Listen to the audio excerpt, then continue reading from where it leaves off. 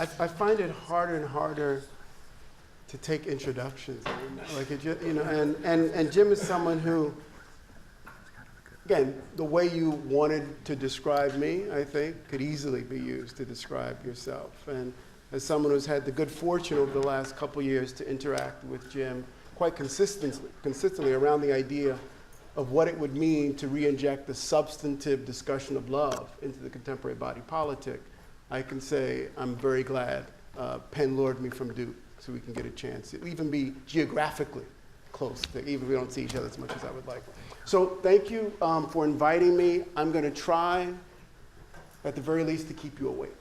At the very least, a low bar, although sometimes at the end of the day, that's how I also will have to admit to you, so I was at a conference overseas last week and turned to this week's agenda. I was like, oh, I got to go to Villanova, looking forward to the talk. What is the talk on? And I was like, why did I tell them race, religion, and democracy? What did I think I was going to say?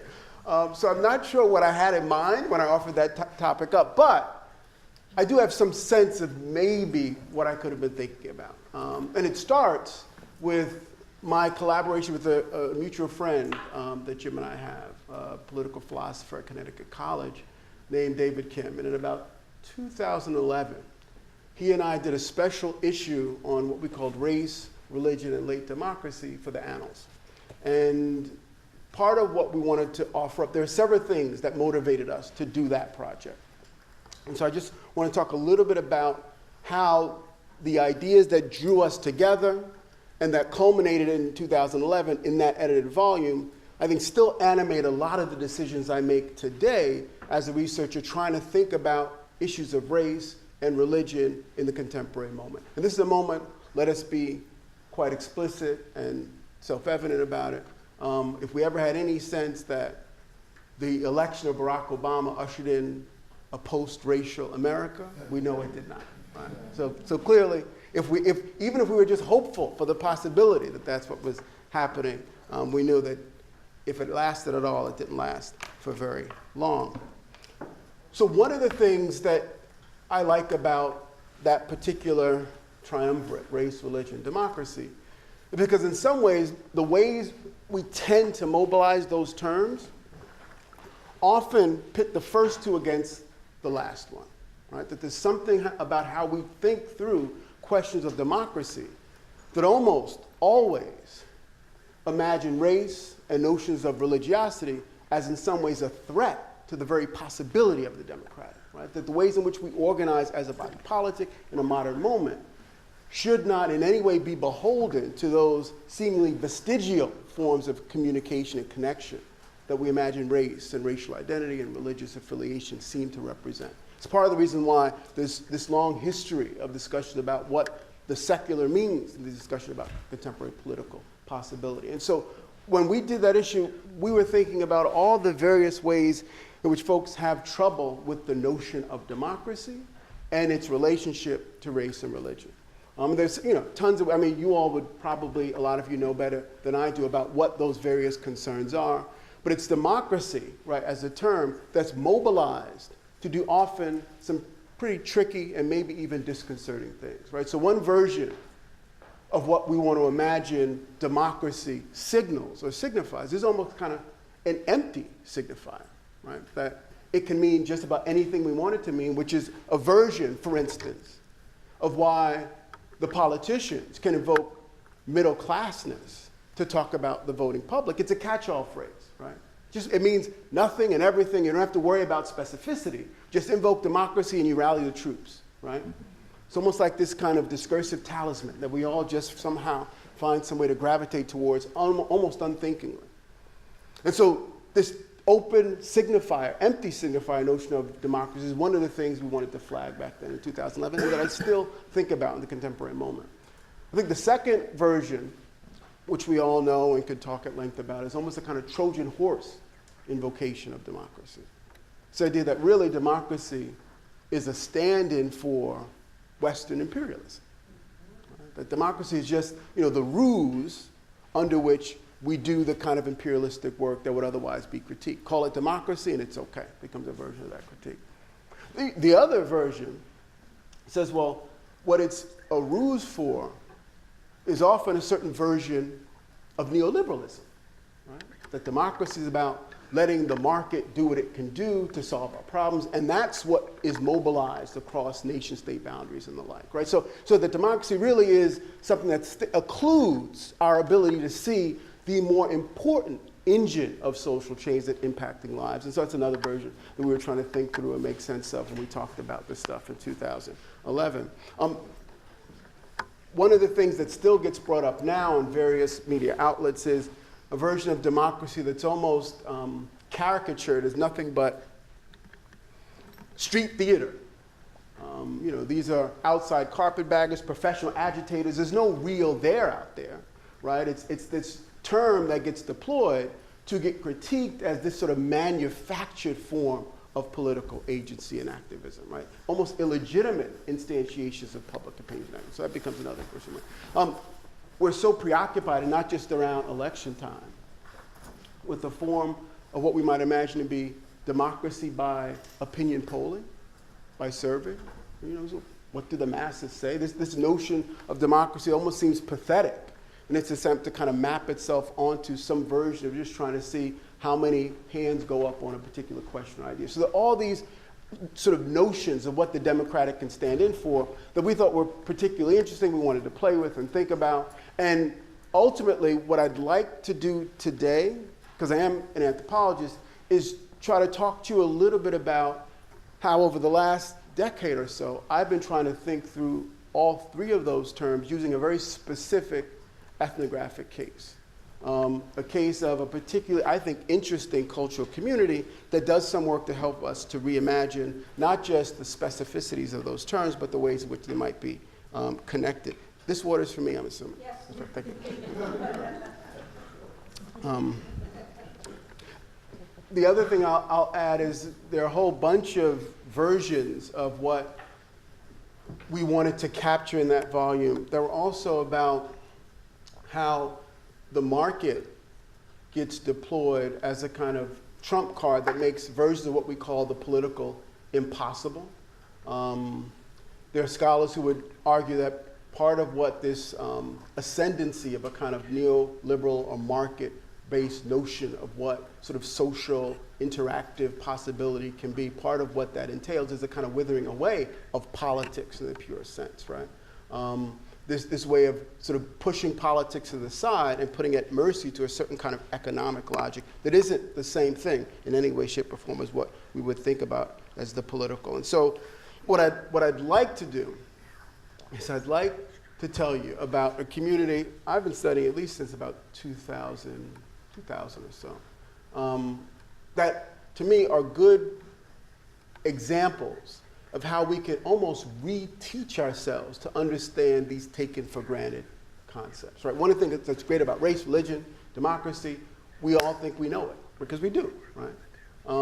But often, of course, when we know things too well, when we naturalize them too easily, we're no longer able to see them in newfangled ways. And so the group I've been studying for over a decade, I think helps to trouble some of what we take for granted about those terms. It's a group of African Americans, the core of whom left Chicago in 1967, first for West Africa, Liberia.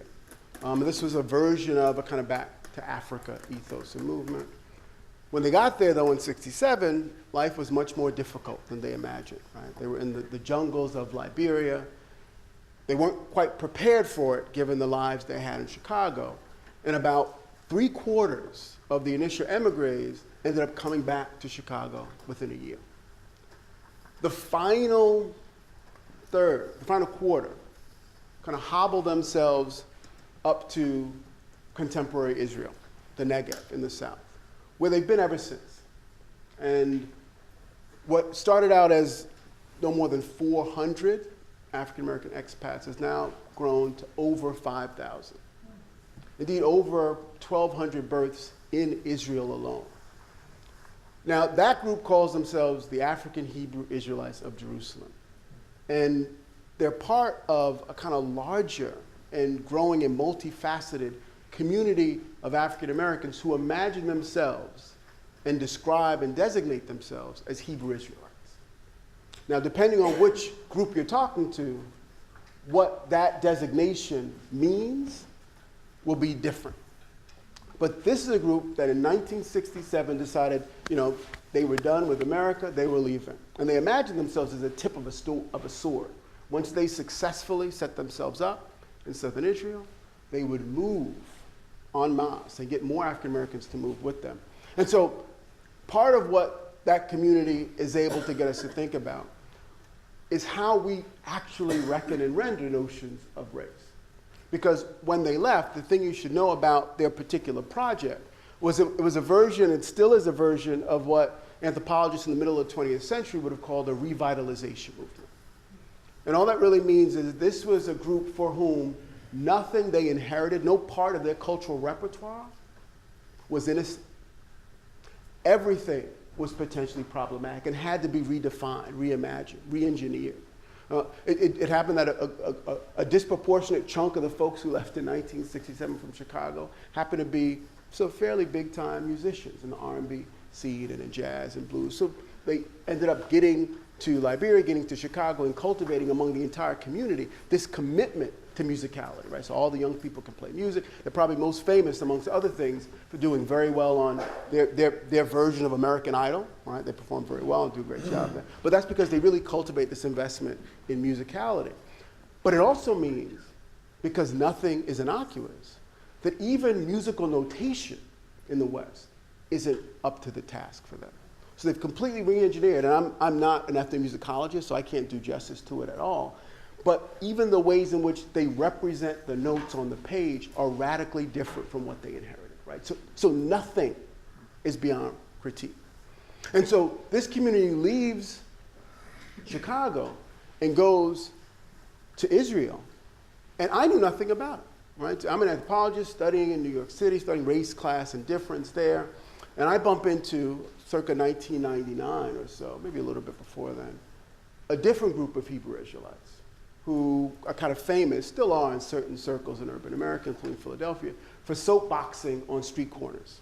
And I was drawn to them because they seemed to be able to keep in this interesting kind of productive tension two very different understandings of how to reckon identity vis-a-vis the folks they were preaching to, say, on Harlem Square in New York, which is where I saw them. So one version of their discourse, one clear, powerful, sort of metaphorical way of talking about the kind of language they used when they were proselytizing on the sidewalk on 125th Street, was to say they invoked almost classic forms of black nationalism, right? So you knew who the bad guys were, it was racialized.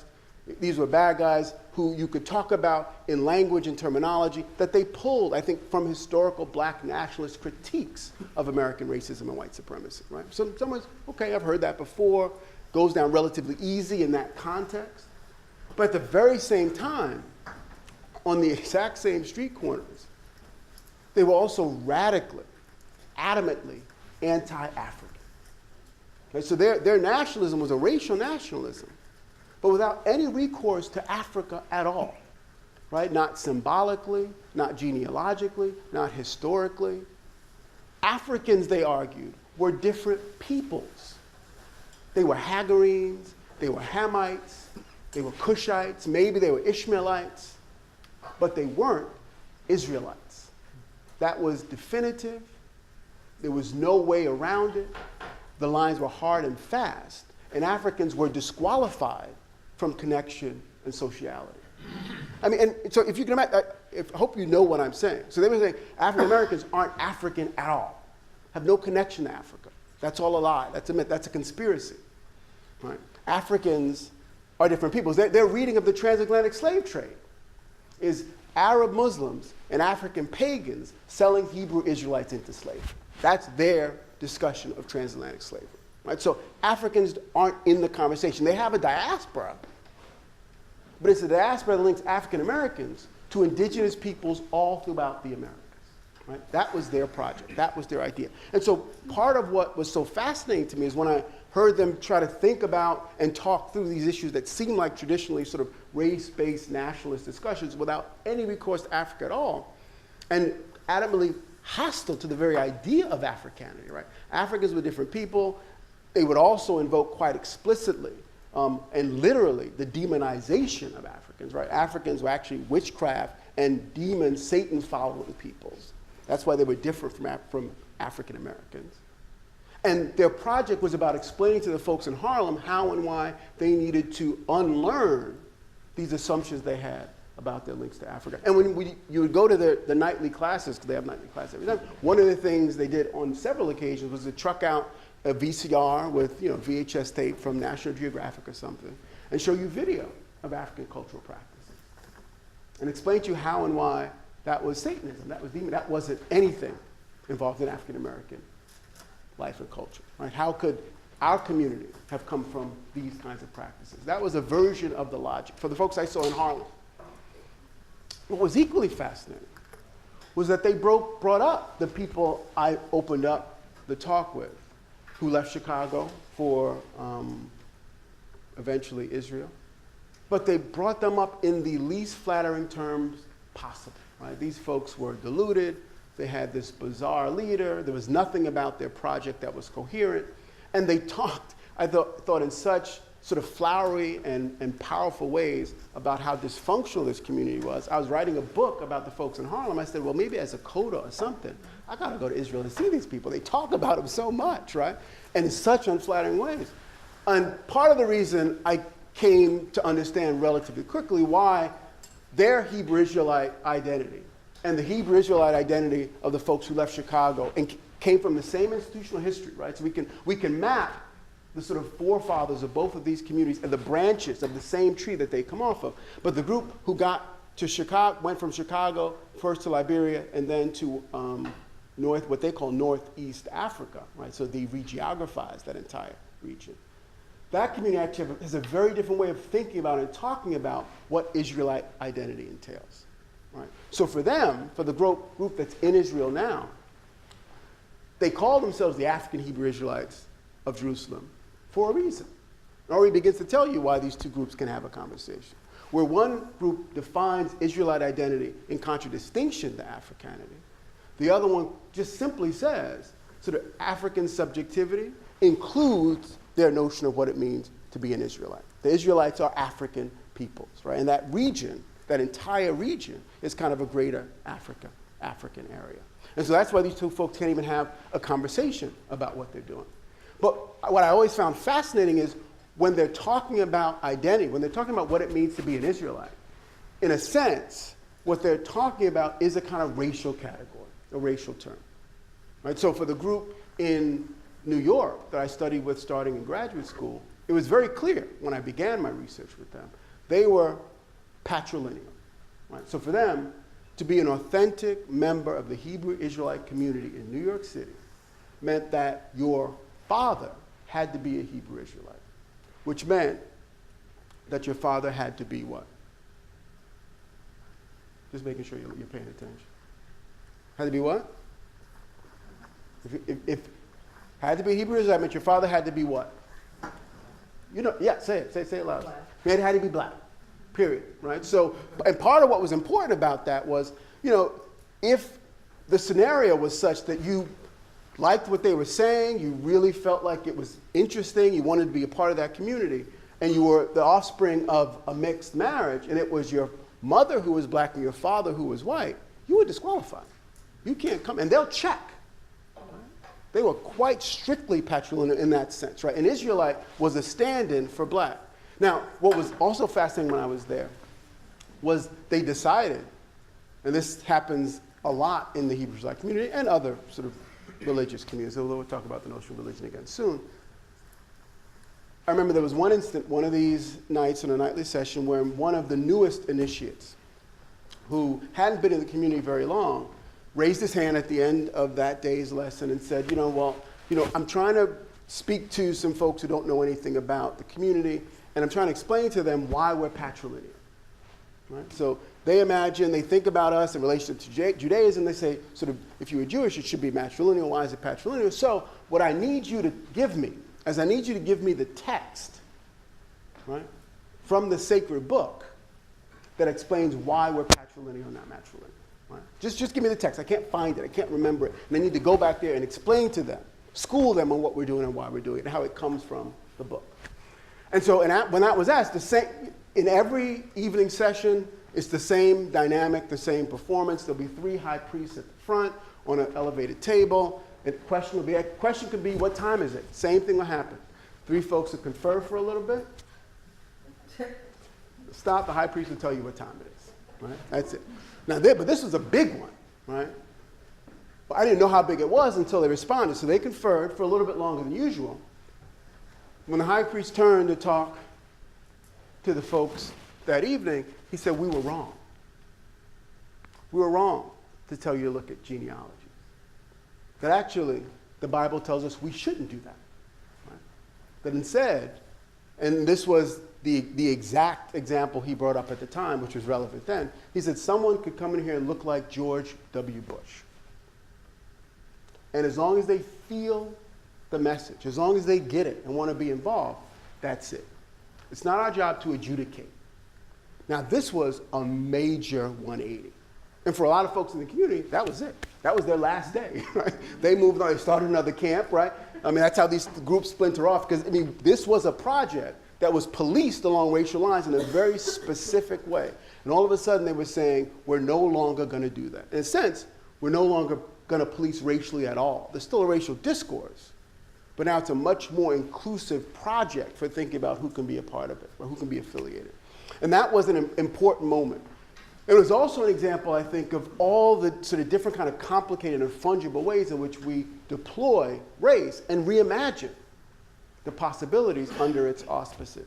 A figure I often like to bring up is a guy named Leo Felton, who, how many folks know about Leo Felton at all? Good, good. So for those who don't know, he was someone who got famous, infamous maybe, is more like it, in 1999. Because he got caught in Boston passing off fake bills in a Dunkin' Donuts, right? Now, that's really not what made it a big story. It became a big story because they found out that he was passing off fake bills in part of a much larger money laundering scheme because he was a member of a neo-Nazi skinhead organization trying to finance a project of blowing up Jewish monuments all around that area. So like, wow, right? So they caught him, they stopped it. But honestly, that's not even how I heard about it. I heard about it, and the reason why I think it got even more news coverage was because once the journalists started to dig around a little more, they realized that Leo Felton was passive.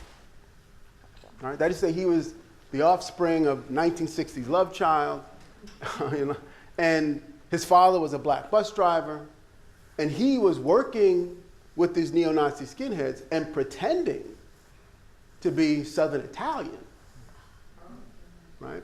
But clearly owned up to the fact that in sort of a US racial taxonomy, it's clear under hyperdescent where he would fit. Now, what you should know is he wasn't passing because he was doing some expose for the Atlantic on neo-Nazis and, you know, but what he argued, I mean, he believed the project. He was invested in the project, right? He was invested in whiteness. But what he argued, and this was particularly powerful to hear as an anthropologist, trained to think about race as a social construction, what he claimed was that all of his compatriots were racial materialists. They thought race was in the body, in genes and blood. He realized, he could quote a lot of philosophers and anthropologists to the effect, he realized that race wasn't biological.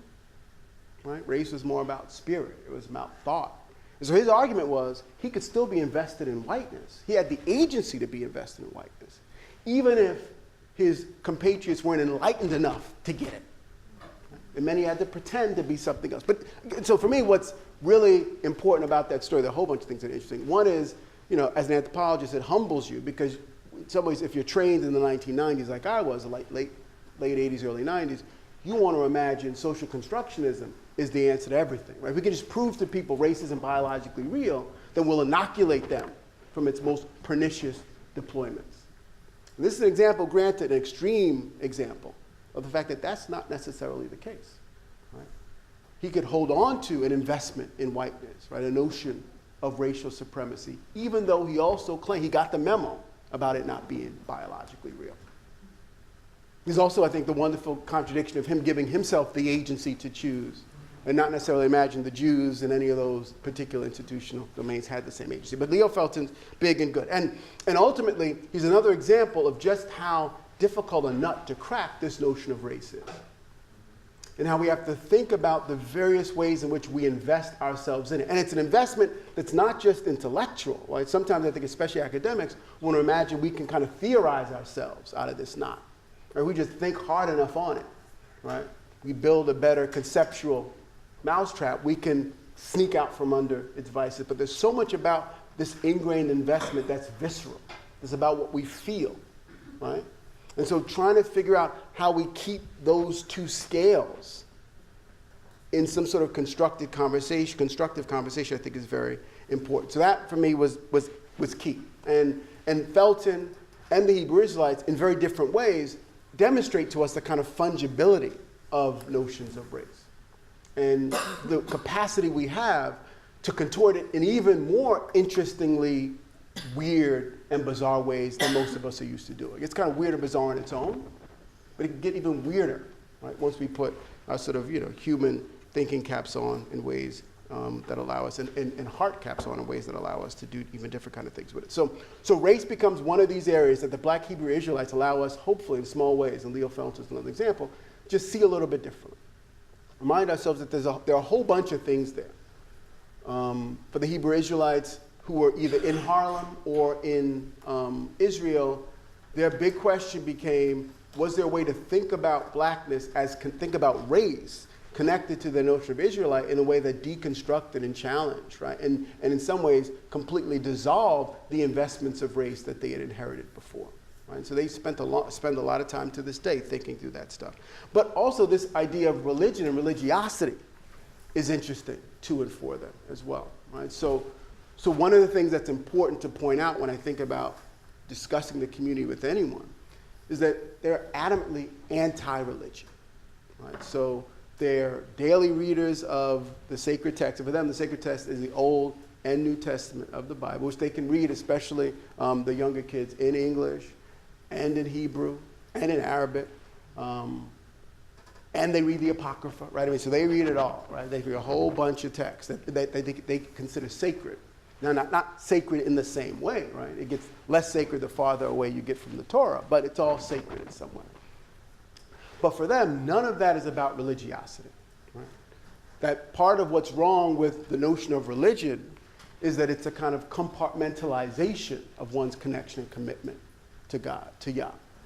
And so their project is about dismissing and dismantling all the contraptions of institutionalized religious belief and practice. Right? So they imagine all of that's the problem, and their project isn't a religious project at all.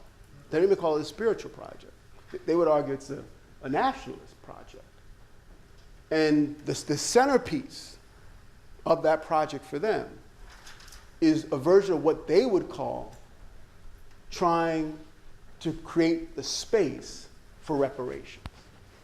So what do they mean by reparations? That becomes key. Right? So for them, in a whole bunch of ways, the transatlantic slave trade was preordained. It was prophesied. Right? You can look in the Old Testament and find it. Right? They'll tell you where to find it. I used to know the passages. I don't know anymore. I've been deaning too long, so I can't remember the actual. But part of what that means is, for them, this isn't about the agency of sort of Western subjects to do pernicious things on their own. This is Yah deputizing them to do his bidding, right? So in a way, you might imagine it lets sort of Western imperialism off the hook, which it kind of does and doesn't. But the reason why that's an important starting point for them is because the reparation that has to take place is the repairing of the bond between Yah and Yah's people.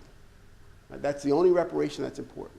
Right? So all of the things that unfolded from their disobedience to Yah in the Old Testament, all of that stuff is what African Americans are paying for now. Eventually, they will get it right. They would argue that's also prophesied. But they had to go through this tumultuous history. And so when they talk about history, when they think through all the ways in which African Americans, and some of the species in total, were damned by Yah.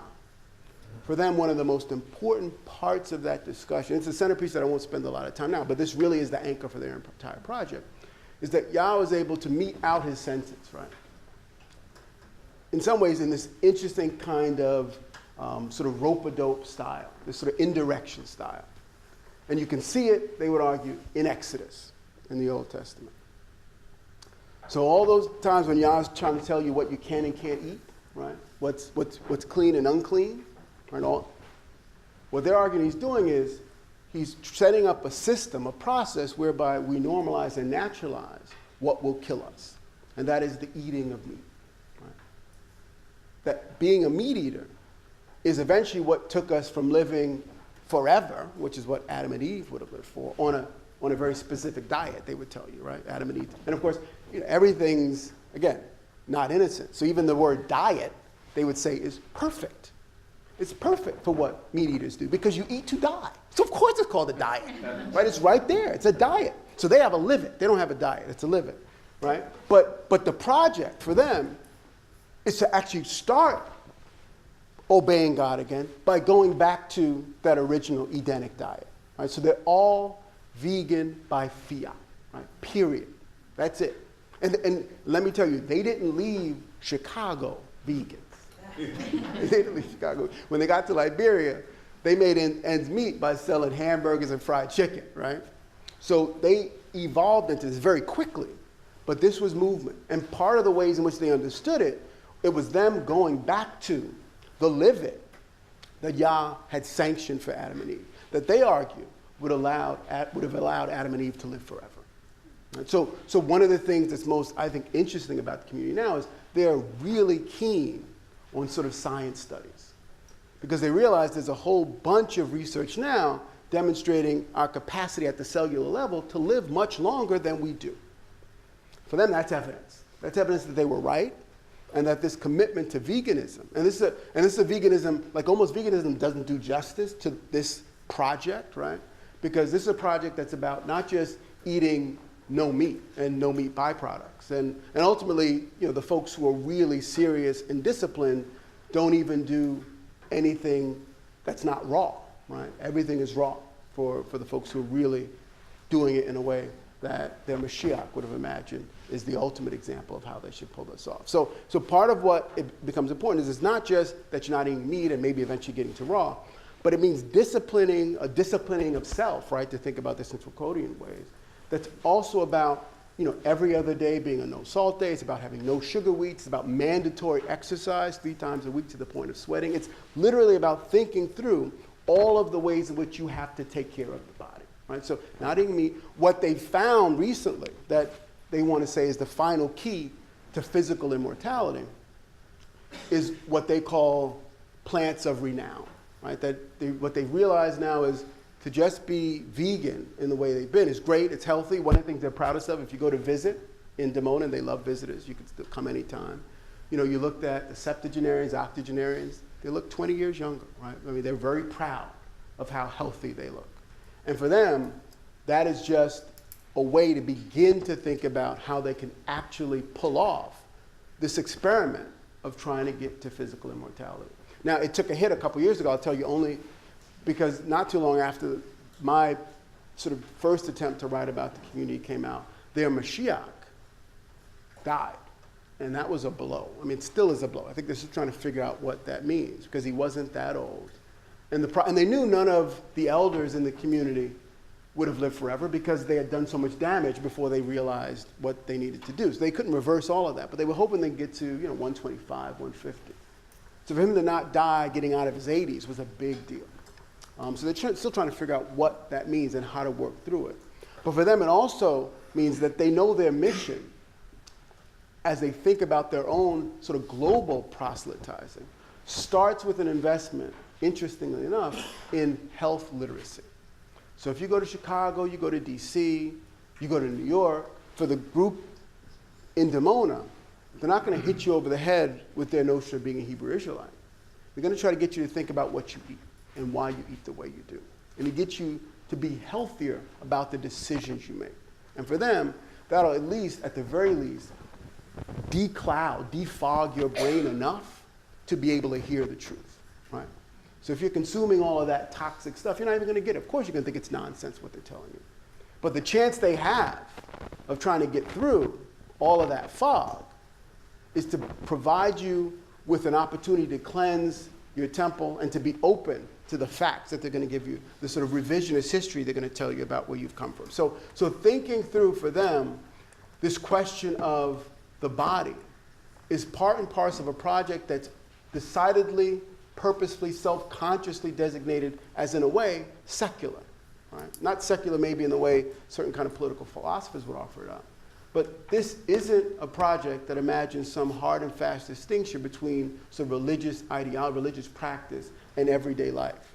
This is about saying to do the things we're doing in the world is to always be trying to make sure we're obeying Yah, and that's the beginning and end of everything we do.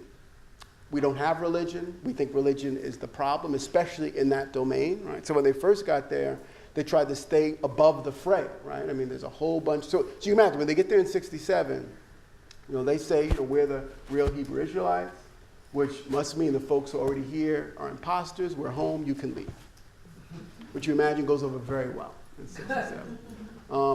This isn't how they talk now. They've evolved even on the question of their place in Israel and their connection to other Jews in the region, which has been interesting, which hasn't happened on this side of the Atlantic at all, right? So you might imagine that one way to think about it is to say that the group that left in 1967 was pretty close to the group you'd see in Harlem on 125th Street now.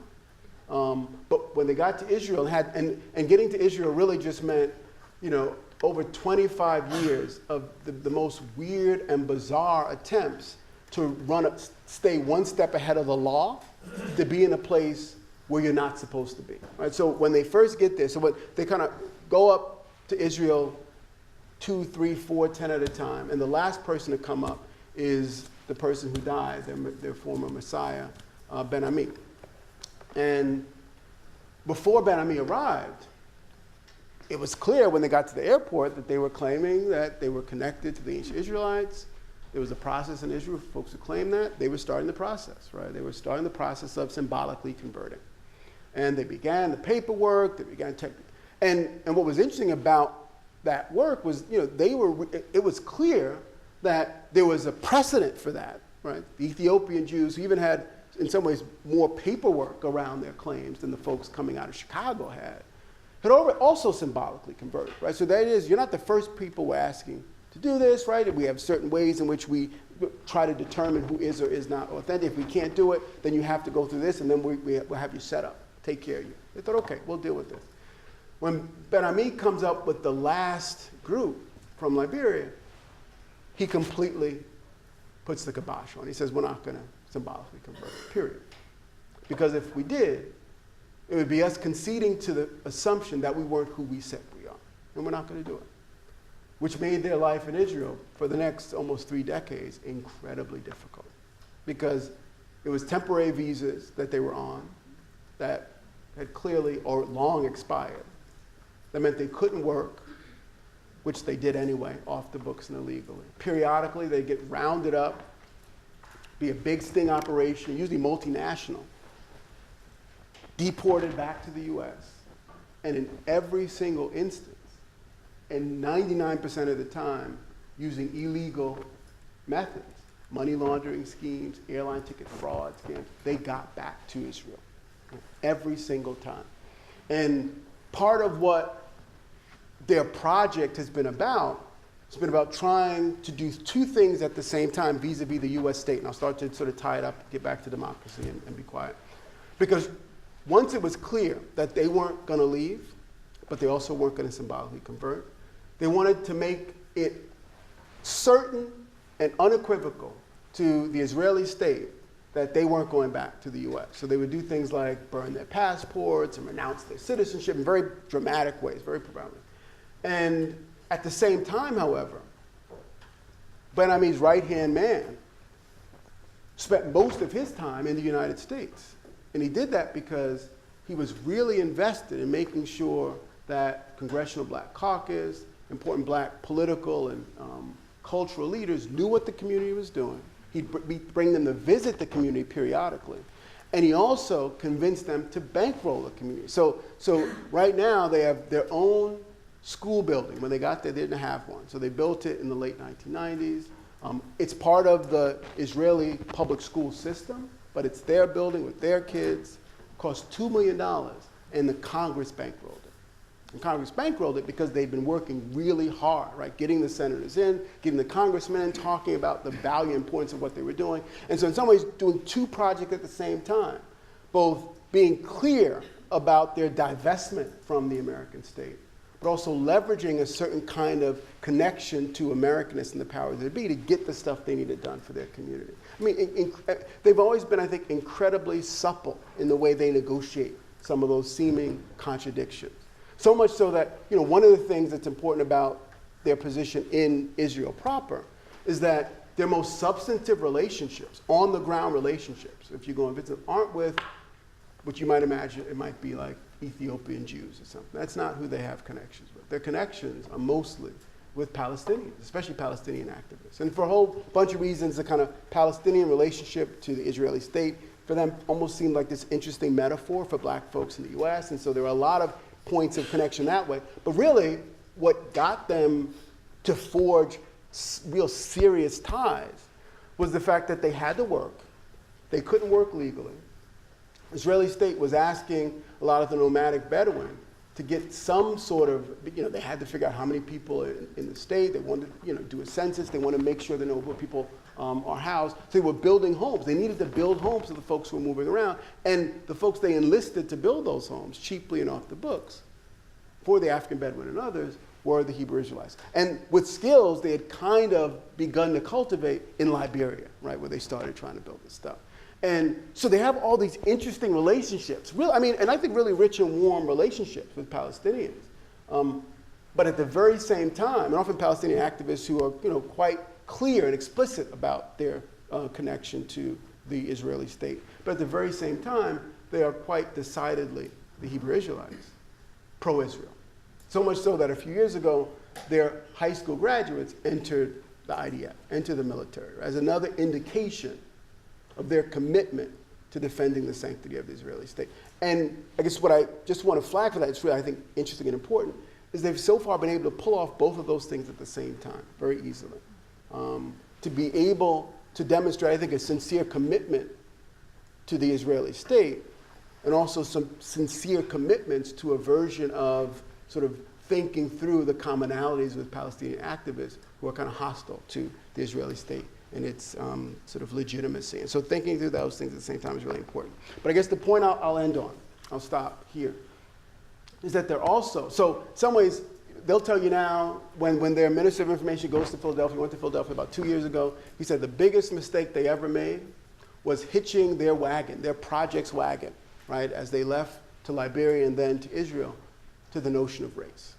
They'll tell you now they know race is, now they're much more ecumenical in the way they think about it than when they left, right? They said, we didn't realize race isn't real. We didn't realize race isn't a thing. And if we had known then, our project would have taken a much different direction, right? So they're quite explicitly anti-race in ways that are simply a function of them trying to say, it's not real in the ways in which we were super invested in the 60s, 70s, and 80s when there was this sort of, there was no light between how we thought about Israelite identity and a notion of version of black racial identity. But what they'll also tell you, besides being anti-race in a sense, and anti-religion, right? This isn't about religion at all. And I'll end on this note, is they are quite explicitly anti-democracy. Anti-democracy. And in some ways, democracy is almost a version of Satanism to them. Right? What manner of polity, they would argue, is one that just means the masses, the mob, decides what's happening. One entity decides. It's Yah, period. Anything else is madness. Anything else is doomed to fail. And so I remember going, every year they have what they call New World Passover, where they bring members of the community. They're on 5 continents now. bring them back and they celebrate their original departure from the U.S. and they talk about all the stuff that they've done since then. And often Ben Ami, when he was alive, would give these sort of very powerful speeches. And I remember the last speech I attended that he gave in the Negev during one of these New World Passover ceremonies was this anti-democracy speech, reminding them that they shouldn't drink the Kool-Aid about democratic possibility. There's nothing about democracy, he argued, that was organized and ordered, that was godly. And I remember thinking, so I'm sitting in the audience and invested kind of, you can talk about all the limitations to democracy, but, compared to alternatives, pretty good, we would argue, right? Or at least aspires to something that we might imagine is laudable. And going, the reason why this is even possible, that I can sit here and not be up in arms, is because, Ben Ami is preaching to his very small choir that has no power of anyone but themselves. And really, not even necessarily themselves, once folks leave and go to Atlanta or Chicago or Guyana or South Africa, right, or anywhere else, or the Togo, anywhere else they go. And so ultimately, I think what it allowed me to think about, and still allows me to ponder to this day, it's the point on which I'll end, is that there isn't a single concept, a term, a way of understanding the forms of social community that we create. Whether or not you agree with their particular maneuvers on race or religion, their response to democracy. But none of this stuff is one fixed. It's always moving. Right? So even the notions of what we think about these terms in all these instances change. But it's also, I think, an example of just how important it is to be as self-reflexive, as self-critical, as open to reimagining your investment in these terms and concepts as possible. Now this is a community I think that's almost, in a way, might feel very closed off and myopic in the way it thinks about the world, but it's also incredibly open to change and can often change on a dime, right? On fundamental ways in which they understand themselves. Now, we do that as well. We do that as a collective, right? As a body politic. We do that as smaller communities of connection and commitment and affect. But ultimately, I want to imagine maybe there isn't wired into that commitment to changing our understanding of these concepts, any kind of sort of teleologically given finish line. Right? We don't know where it's going to take us. We don't necessarily know if we'll feel like we're better off than when we started as we start to reimagine this stuff.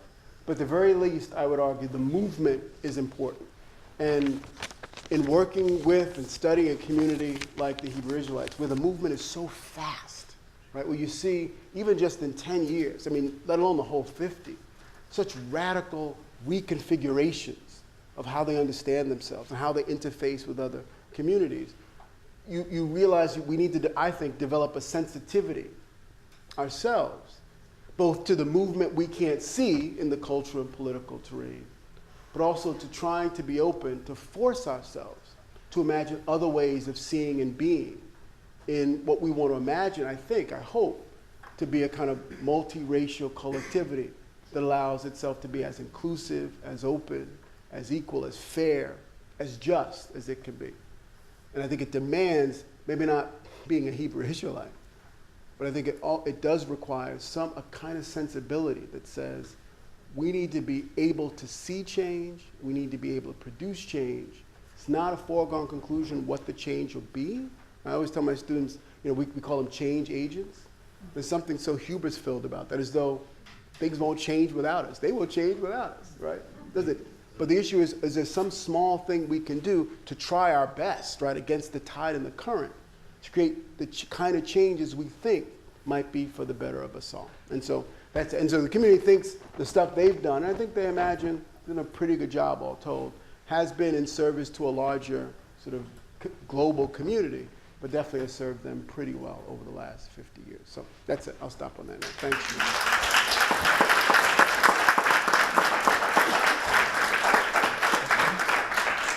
Questions or no?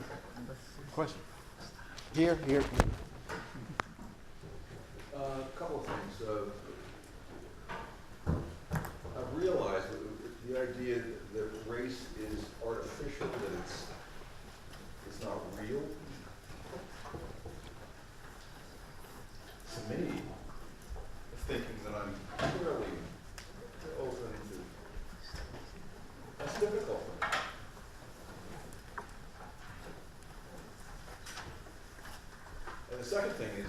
Dimona, how did they get to Dimona? That's a good question. So I'll take the first one first, although the second one's probably easier. Well, maybe I do the second one first. So we got to the Dimona because that's where the Israeli state sent them, right? So, and Dimona was a place at the time where when a lot of the immigrants were coming in, sometimes Russian Jews, in 1968, 1969, Dimona was relatively open. It was cheap, it was easy. That's always supposed to be temporary relocation, so often folks will get there, stay for a little bit of time, get oriented, and then be able to move out somewhere else.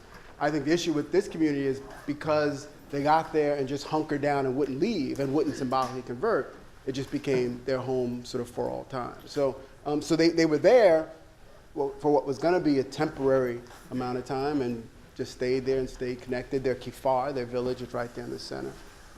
They're in other places as well. I mean, there's far south as Eilat, as far north as Tiberias, but not in large numbers, right? They're really in Dimona. And I think it's simply because that's where they were sent. If they had been sent somewhere else, that's where the bulk of the community would be. And also, so on the second question, I mean, I think the way to think about this notion of race and its realness or non-realness is to say that it's both, it is real and not real at the same time. And that's what makes it, I think, so interesting, but also powerful and intractable in a certain way. So just because we imagine that sort of 19th century and early 20th century naturalists and anthropologists might not have been as scientifically objective as they should have been when they concocted or scientificized this vernacular understanding, doesn't mean that the effects, the impact it has on us isn't real, right? Also doesn't mean that once we accept it, once we believe it, it isn't real for us, doesn't have productive force for us. Right? I think of a movie like Minority Report. I don't know if you remember, it might feel like a trivialization, right? But there's a version of that logic in that Philip K. Dick short story that really is about saying the difference, I think, between, and I'm talking to a bunch of philosophers, you all would know this better than me, but the difference between us and other species is that for us, epistemology isn't just a lapdog to ontology, right? We're not just constantly trying to figure out, well, how do we get it right? Like, there's a world out there that's real, and then our job is simply try to figure out how to get closer to that realness. I think one of the things you realize is to know something, to think you know something, is to produce a real, right? As a function of what your knowing of that thing allows you to do and not do, allows you to see and not see. So I think it's a version of saying, how do we understand that race may not be biologically real in the way that Carlton Kuhn thought it was, but it's still real, especially in the consequences our racialized social system has on the folks who are differently designated, right? So I think it's trying to do both those things at the same time. And I think the latter isn't just saying that racism is real. I think that's another, you could say, well, race may not be real, but racism could be.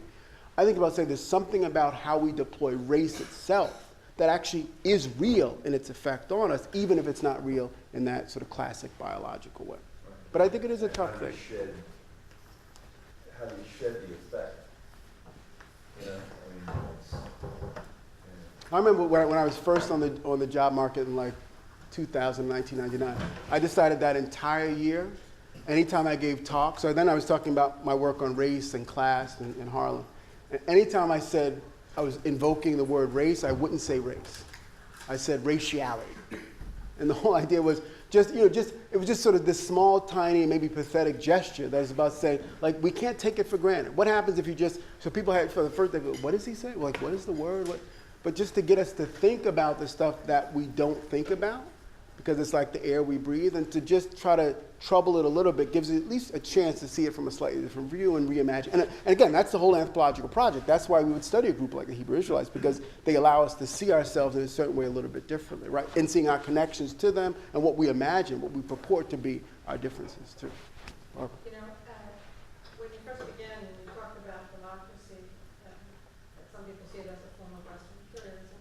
The interesting thing when, if you recall, the neocon argument of the U.S. invasion of Iraq, it was to establish democracy in Iraq, even though Iraq had nothing to do with 9/11, et cetera, but as an example to the Middle East, what this is about, and superimposing a structure in that imperialistic sense. But not at all recognizing the differences that were there in a way that continue to vie for place, land, and so on. Mm. It's really kind of astounding when you think about it, that argument for democracy there. And in a sense, both an argument for the outside world, but also even maybe at least equally important, an argument for us. You know, I mean, like, it's in some ways part of what I think we're also, we know this, but it's important to remind ourselves from time to time is, you know, the power of this language that we use is also power that's about convincing ourselves and justifying to ourselves the decisions we're making, right? That's why when you go to MSNBC and Fox, you hear different terms for the same things, right? Because they know baked into the terminology is a certain set of assumptions about then how you follow through on responses to what happens. And so I do think just trying to figure out like what does it mean to imagine a commitment to what we did and are doing in Iraq that wouldn't have been justified by democracy. Could you? I mean, maybe you could have justified by just saying some version of, you know, someone else will do it, we might as well do it, we can be wealthy potentially if we do it, right? But there's this, I think, this commitment, right, to this ideal we have of who and what we are that I do think we want to imagine we're living up to. So it's not even the sense of being insincere, right? So I read a book that may not be completely coherent on the difference between authenticity and sincerity.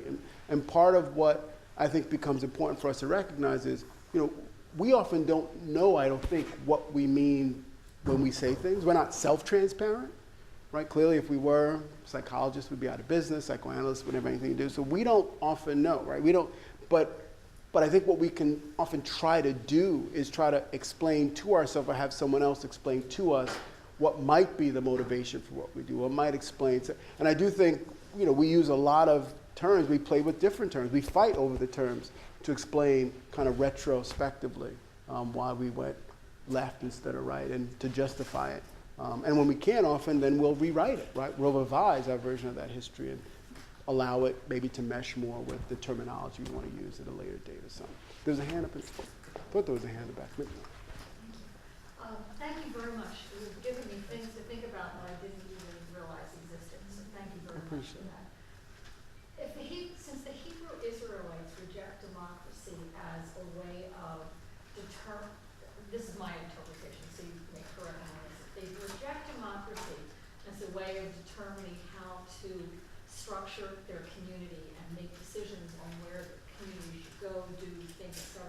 But instead invest in Yah, the right and the ability to decide, well, I don't know where Yah is, and I don't know how Yah communicates. How do the Hebrew Israelites, in concrete terms, in their day-to-day lives, how do they figure out that difference? And number two, since they have, as I think I heard you say, Dr. Jackson, if they have used the sacred texts of the Old and New Testament as the basis for their belief system, how is that not a religion? That's good. So both are good questions. I mean, I think, so on the first one, which I think might be a little bit easier than the second, or at least I might give you a more satisfying answer. The second one won't be satisfying. So Yah communicates in two ways. One is through these texts, right? So reading the text, you get sort of Yah's laws. But the other way, Yah is able to get information, orders to Yah's communities through the Messiah, through the Mashiach, right? So Ben Ami was one. Now, and one of the things they would tell you, and I think it's also, they do all these sort of wonderful twists, sort of interpretations, right, on the sacred text. One thing they'll tell you is Ben Ami isn't the only Messiah, isn't the first Messiah. They'll tell you Yeshua was a Mashiach, not the Mashiach. They'll tell you Sojourner Truth was a Mashiach. Right? They'll tell you Martin Luther King was a Mashiach. Right? The whole reason why they left from Liberia, as they tell it now, and even went to Israel, was because of a speech Martin Luther King Jr. gave before he died. That's why they left. Right? So Yah used Martin Luther King not just to do the work he was doing in the civil rights movement in the U.S., but also to get this group of his people to Israel, where they belong right now. So I think it's through the Mashiach, right? And then they have a political order under the Mashiach that's the princes. So it's all 12 princes are men. Right? So all the princes are men. Under the princes are ministers of communication, ministers of information. All the ministers are men. Maybe I should have led with this. And underneath that, they have the crowned brothers and sisters. And part of what they'll be very clear about telling you is the crowned brothers and sisters have a lot of agency, a lot of authority, do a lot of work. So, the women are running a lot of things in the kingdom, the community. But there are two tiers of political leadership before women have any sort of formal political power, even though they're doing a lot of work on the ground in the community. The other thing I often forget to tell people or don't lead with is that they're polygynous as well. Right? So, and transnationally polygynous. Right? So, they might have a wife in Dimona, another wife in D.C., and a third wife in Togo. Right? And they travel, they move around. So that's the other thing that I think I find very, and the notion of the family, of childhood development, all that stuff is really interesting too. So that's the first one. The second one is, so what they will tell you is, clearly they believe in the Most High. What they don't believe is the kind of constricting nature of these religious institutions. That what religion does is it plucks one's relationship with the Most High out of the sort of everyday currents of your life, right? It makes it, it has its own special day. It's time outside of time, right? It shouldn't just be on one day. It should be every day that's sacred. You should be constantly thinking about your relationship to Yah. And because for them, and they're not clearly the only community, there are a whole bunch of communities that would think in just this way. So the film I did on the Rastafari, they're also adamantly anti-religion. Right? Religion has nothing to do. I mean, in some ways, if they made a stronger case for their position as religionists, they might be able to get weed legalized in Jamaica, right? As a kind of sacrament of the religious faith. Right? So there are all these ways which it might even be strategic of them, but they won't do it. Because for them, it's about a connection to a sort of a godly figure that refuses to be mediated by these sort of institutional formations. So that's the critique. It's not a critique of believing, right, in the text, in one's relationship to the Most High. It's about a notion of religiosity that constrains the ways in which you manifest those beliefs and demonstrate your commitment. Thank you. So I have a question about, so I'm familiar with the Hebrew Israelites in West Philadelphia, and I've sat sometimes and listened to them, like sit in my car and roll the window down and listen to them. And so I've seen them for years and years, like preaching on corners and stuff like that. And so I guess I have two questions, and it's more about the way, I guess it's about the functioning of their day-to-day. So I'm assuming that the guys that are on the corner preaching are that lowest level that you're talking about when you're talking about hierarchical structure? Like the brothers, are they like the brothers, or are they the... No, there are other levels. There are other levels, so they're, men and women on the move. I mean, there are other levels. Although, so to be fair, Philadelphia is one of these interesting cities for Hebrew Israelites because the way the U.S. maps, there won't be a city that has a lot of kind of Dimona-affiliated Hebrew Israelites and a lot of non-Dimona affiliated Hebrews. So when I used to go to like Minneapolis or Detroit, one of the first things I did when I was still in the middle of research was I would turn on public television, see if I could figure out what Hebrew Israelite camp, or what was closest to the Hebrew Israelite camps I knew in that city. Because the folks who soapbox in Philadelphia before 2005 was some of the most adamantly anti-Dimona Hebrew Israelites. Like, they were nationally famous for making fun of Ben Ami, for saying these folks are crazy.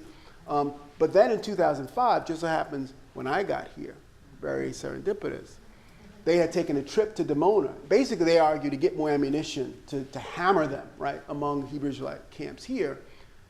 And they were persuaded that Ben Ami's project made sense. And they completely did a 180. Again, like the time I talked about when the high priest said, we're not going to deal with, they hemorrhaged believers. Because they had spent their entire project was about demonizing Dimona. And now they were saying, well, you know what? We're going to be part of Dimona's sort of transnational kingdom, as they call it. And so that was a big deal. But so now you have a very, and Philly's probably the only city quite like this, so I haven't been paying attention to what's been going on in other parts of the states, where you now have this very powerful historical Hebrew Israelite camp that's now part of the kingdom, right, where the community comes and they have tons of interesting connections and conversations, and that there are other camps that are still very decidedly against Ben Ami. Are there groups in North Philly and in West Philly? Mhm. Okay, because I don't know the groups in. And if you're soapboxing at all in the street in urban America, you're not 99 times out of 100, 99.9 times out of 100. I would really say 100, I just realized I haven't been to every city. But in every instance I've ever seen, you're not affiliated with Dimona.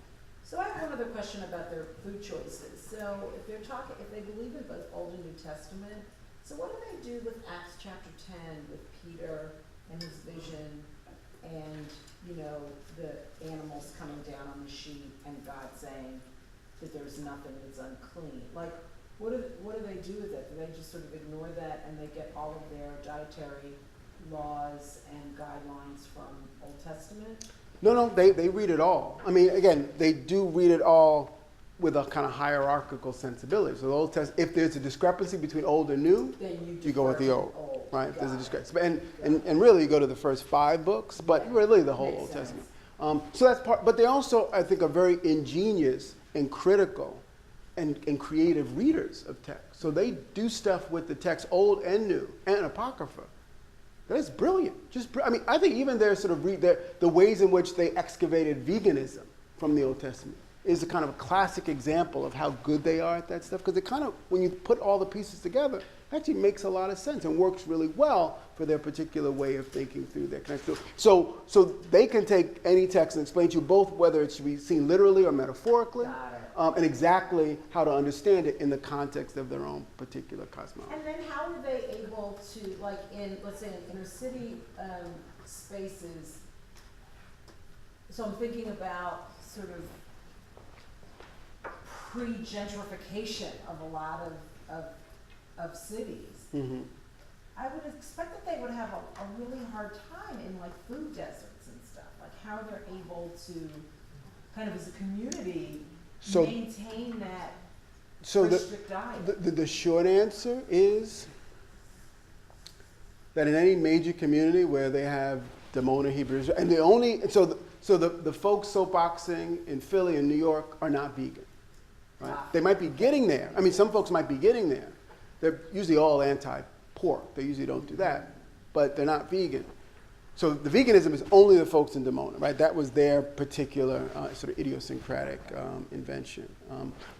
But when you go to any of the communities where there are a major amount of Dimona Hebrew Israelites, you will have their own restaurant, their own supermarket. I mean, and that's how you know where the community is, and they all know where to go. And they've done this. Atlanta's probably the biggest one.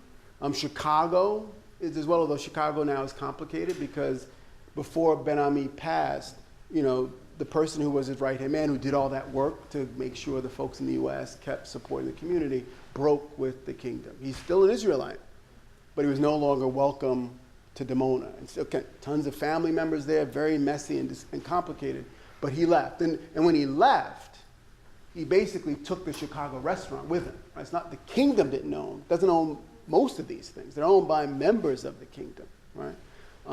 And so when he went away from the kingdom, that Chicago restaurant went offline. So all the Ben Ami pictures came down, right? And DC is one of these places where when I was at Howard, it just so happened that right across the street from the business school was exactly the strip where they had that's where the Hebrew Israelites were, that's where they had their restaurant, they had their supermarket. And they're very subtle about how they do their work. Because they also they want to start with health literacy. So they want people to come in and eat healthier.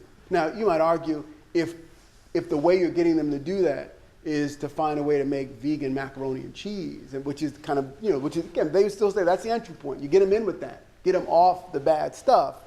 And then you also wean them off the aspiration for some of that stuff. But they did a brisk business across from the business school.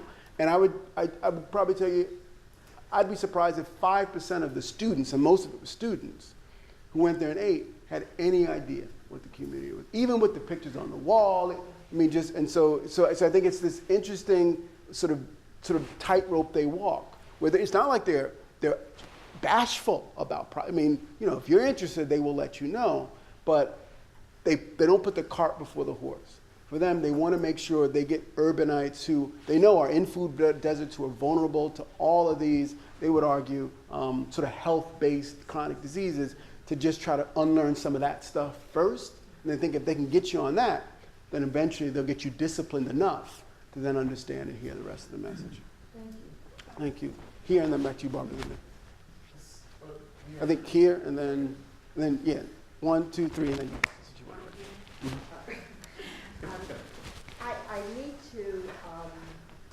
I need more clarification on the fact that they're governing, it appears to me, perhaps I'm wrong, that it's theocracy. And is there also a way to recognize a Hebrew Israelite because they dwell on the natural? Do they wear cotton, wool? You know, and is there a specific outfit that they would shed? That's great. So one of the biggest issues when they were about to send their high school students into the military is the military uniforms didn't have all natural fibers, and they have to wear all natural fibers, period, right? So they had to create new uniforms for them, right, for just the members in Dimona. And so yes, they have a particular kind of fairly strict dress code. And it comes out of their literalist but sort of, you know, interestingly creative reading of the Old Testament. The biggest thing that you see is they have these blue fringes on everything. So that for them is key. And the community is recognizable both because of the fringes and because of their version of kind of stylized African garb. So it's African garb of various kinds with these blue fringes, and then the men with full beards, the women often with sort of African-inspired head wraps of one kind or the other. Families in New World Passover, you realize families are all dressed exactly the same way, right? So all the kids and the wives and so for them it is about a very particular project of making sure that not only are you taking care of your body, but when you do, all the stuff that you put on your body are as natural and in sync, right, with the earth as you are. I mean, the other thing they do is they interpret Adam and Eve as the first environmentalists. Right? Their job is just to take care of the planet. And so they consider themselves environmentalists, and their job is to take care of the planet. And so they make a lot of decisions that are decisions about making sure they're green, you know, and so they do a lot of that kind of work. And again, they didn't leave Chicago with that sensibility, but they've continued to read and interpret and gotten there lately. Does that answer the question? That does, but I need to know more. Are they theocratic? So I think that's a very good question. I think people would debate. I would say that that's a fair enough characterization. What I don't know, and that mostly because I've been dean for 3 years and haven't been back to Dimona since I started, is what's happening in the wake of Ben Ami's death, right? Because it wasn't necessarily, I mean, clearly there were 1 or 2 princes maybe who were a little bit younger, a little bit more charismatic, but there wasn't any clear succession plan. I mean, he was going to live for a long time. They weren't thinking about that. And so my sense is now it's not necessarily clear how all these decisions are being made. And I will also tell you, you know, this is a community like any other where there are laws and rules, and folks are also doing what they do, right? I mean, you know, so I remember there was one person I talk about in the book, who all the time, I think a very sincere member of the Hebrew Israelite community, who's also a Buddhist. You kind of can't be a Buddhist and a Hebrew Israelite, you know, but she was. And kind of, and her husband had to, you know, kind of help her hide it when folks would come, and you know, so I do think that part of what you see with this community is folks who, if nothing else, have imagined that they're trying to construct a completely new way of connecting that eschews and disavows the stuff they've had before, and that is willing and able to gallop quickly with change, and that can accommodate often folks who maybe aren't always lockstep in every way. So I guess my question is similar. I maybe I misunderstood the framing of your talk when you said race, religion, and democracy are often thought of as pitted against one another. But if I'm reading you right, this sounds like a very strong case for the argument that they cannot work together, that they are fundamentally opposed. I'm asking because I work on white evangelicals, and I think that one of their projects is this the unification of race, religion, and democracy in a particular way. So am I reading you right that that you're investigating the relationship between these three, but you're still coming down with there's not a case for them, that the case for them being in opposition is strengthened by your case and not weakened? Why? No, I'm not sure. Why do you say that? What's the version of me trying to make an argument that says the first two are separated from the third in this particular case? Well, so if they're theocratic, then that's obviously against democracy. If they're reading race, whether they're reading race as social construction or they're reading it as materialist, and for that reason, whichever reading they have, it makes them a bad fit for either the American democracy or the Israeli democracy, then that suggests that their racial ideology isn't working well with democracy. I hear you. That's good. That's good. So I do think there's a version of how they're often conceptualized in the Israeli context that actually says they fit quite well into this sort of multi-everything Israeli polity, right? I mean, they're probably not the weirdest people around, right, in any way, shape, or form. They vote shots. The folks who vote, and some do. I mean, and they clearly are committed to alliances and partnership with tons of folks all over. So I think they work pretty. They even imagine. I mean, I don't know if this is going to happen, but I've heard sort of rumors of folks running for office in Dimona, and they work well. At least did with the last Dimona mayor, and so I do think, if anything, what I would maintain is, for me, what I was trying to offer up, although maybe you're doing a good job deconstructing it, is that this is a community that actually demonstrates not a commitment to race and religion that means they're disqualified from a version of true democratic belonging, but that they're interestingly, in every instance, sort of, and maybe I didn't do a good enough job on the democracy part, but for and then against, for and then against in a sense, and for and then very adamantly against all three of those things in different ways, right? So one of the ways they talk about leaving the U.S. and the negative aspects of Babylon, right, of being back in the U.S., is the U.S.'s anti-democratic relationship to black folks here, right? If it had been a true democracy in a way, then, so I think there's this interesting way in which what they're trying to offer up is both things at the same time. And I would argue that's what every democracy has always instantiated in a way, right? This kind of doublespeak around this stuff where, race and religion are both aspects, at least in the history of the U.S., to start there, that we clearly want to imagine a more safely kept at bay at a distance. But no matter how you slice it, seem to be constitutive of how we imagine democratic belonging. I mean, and possibility in every instance, both past, present, and future. So I don't know. So I do feel like that's a good question. I want to maintain that ultimately what they show us is that we just have to be very careful how we think about and mobilize any one of these categories or concepts, and do know that we do it toward particular ends, with maybe some people gaining and losing, and trying to be very vigilant about constantly policing our own deployment of some of these, I think, often too easily mobilized or too easily circulated terms. And so for me, I guess you could imagine that, well, they don't fit into any of these democratic spaces. I think they would say they fit into Israel pretty well now. Now they have, for the most part, full citizenship. They have permanent residency for a while. They're getting citizenship. They made a mistake in pitching their project to race now. They did, absolutely. Absolutely. Although I'll also tell you, and not because they're being disingenuous, but it's clearly still a version of a racial project, right? So it's also a kind of double speak on all of these orders at the same time. So it still feels like, how is this not religion, right? I mean, is it just a semantic thing? So I think, and clearly, even in this railing against democracy, you know, a version of what they're railing against is almost a kind of sort of cultural conservatism that you might hear from, say, Minister Farrakhan, the Nation of Islam, which was the first group they had to denounce, right, even more than anyone else, once they got to Israel and didn't want to leave.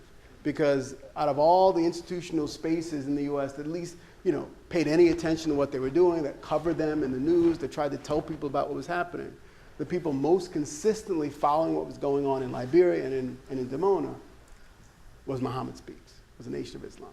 Again, they come out of Chicago, so they were connected there before they left and basically the Israeli state said, you know, you can't have your cake and eat it, right? If you're going to be here and committed, you know, you can't continue to go back and cavort with the likes of Farrakhan. And they chose Israel, right? At a certain, and you might imagine that clearly some people are still sensitive to, you know, the logics of what the Nation of Islam represents, its oppositional, counter-hegemonic position on certain things, but it's also very culturally conservative formation as well. And I think they're an example of that also.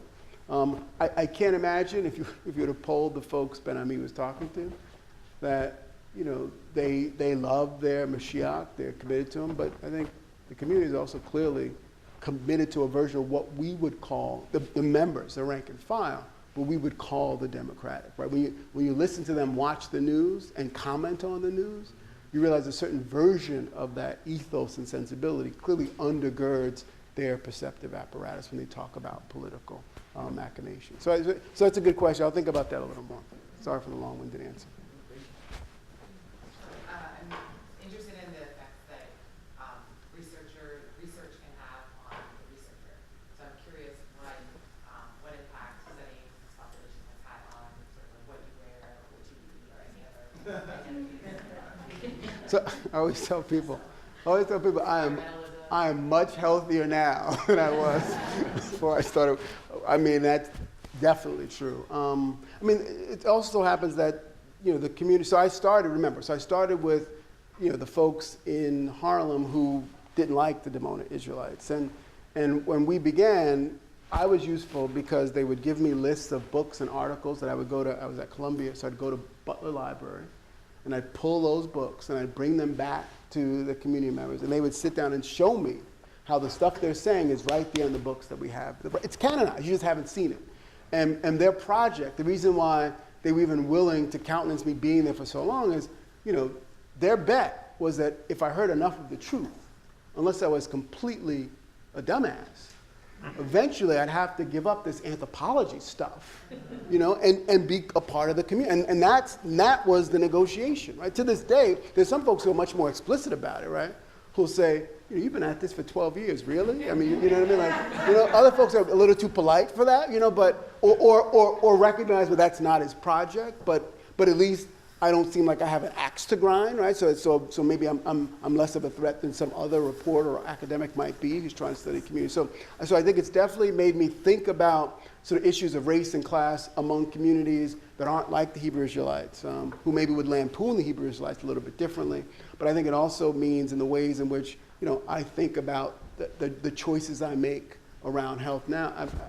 I tell you, I didn't care before I started. Now I might still eat a little something, but I'm much better than I was before. You know, also, you were talking about, you know, the piece about environmentalism, and, you know, as you're connecting and thinking about things about race also, you know, I feel like environmentalism is socially constructed as a white. Absolutely, Right? So absolutely. to have, you know, black environmentalists and activists is, you know, is great. Yeah. Especially, you know, the research shows that a lot of the, you know, the dumps and the, you know, all of the you know, all the terrible effects of everything that we're doing to our environment find themselves in our black American community. Mhm. So, you know, I'm interested, you know, like that's also interesting to me too. Yeah. That, you know, how is that piece, you know, changed? You know, do you wear different things, or are you thinking or promoting different practices? You know, whether it's health or whether it's environmentalism, you know, kind of in light of some of that.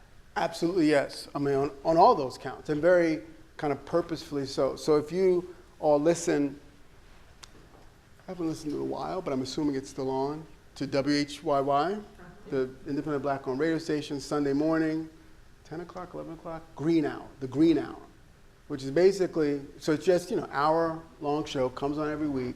It's Hebrew Israelites who produce it and who host it. And it's all about trying to get the listenership of WHYY to recognize that being an environmentalist, thinking about taking care of the planet isn't a white thing, right? And explaining all the reasons why we accept that assumption, we being the community in Philadelphia the radio station is catering to, we accept that assumption at our own peril, right? And so again, this isn't the station at large, this is one particular show run by Hebrew Israelites that really, that's the project.